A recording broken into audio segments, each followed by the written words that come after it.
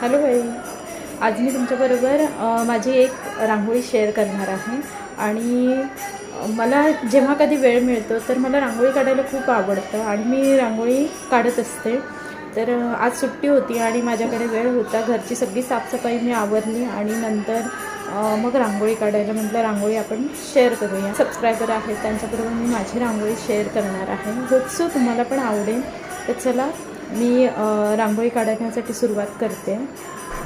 तर मी तुमच्याबरोबर पण शेअर करते. इथे मी असे रांगोळीचे कलर घेतले आहे. इथे आहे हा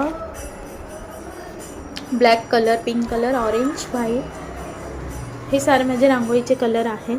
आज मी जी रांगोळी काढणार आहे ना ती घरीच काढणार आहे, कारण बाहेर काढल्यानंतर खूप सारी मुलं आहेत आणि ते पायाने वगैरे असं रांगोळी विस्कटतात, त्याच्यामुळे ते बरं नाही वाटत. त्याच्यामुळे आणि स्वामींची रांगोळी आहे. सो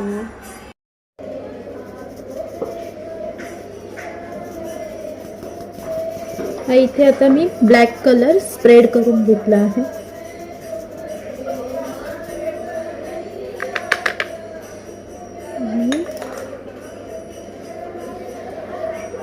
ब्लॅक कलर स्प्रेड करून घेते.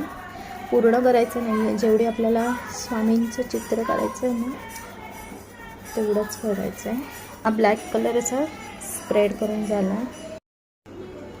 तर असं आता मी ब्लॅक कलर पूर्ण असं स्प्रेड करून घेतला आहे. याच्यानंतर मी इथे व्यवस्थित रांगोळी कट करून एक्स्ट्राची रांगोळी काढून टाकायची आहे.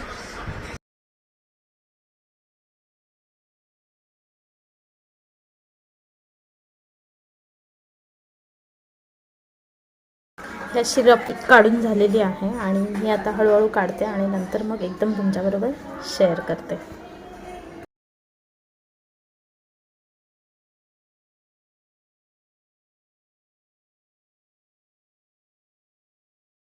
असं माझं डमरू आणि त्रिशूल काढून झालेलं आहे. मी काढलं आहे असं दिसतंय.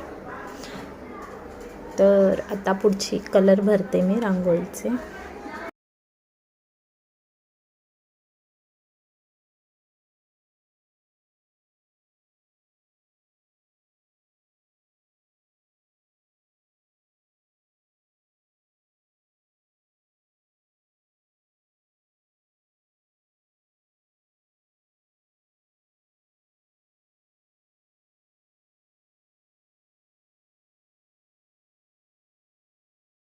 अशी ही माझी रांगोळी आता कंप्लीट झालेली आहे. तर हे बघू शकता, जशी आली तशी छान अशा पणत्या लावून लुक असा दिसतोय. तर कशी वाटली माझी रांगोळी नक्की कमेंट बॉक्समध्ये सांगा. जर तुम्हाला रांगोळी आवडली असेल तर लाईक करा, शेअर करा आणि सबस्क्राईब करा. भेटूया आपण नेक्स्ट व्हिडिओमध्ये. तोपर्यंत बाय बाय.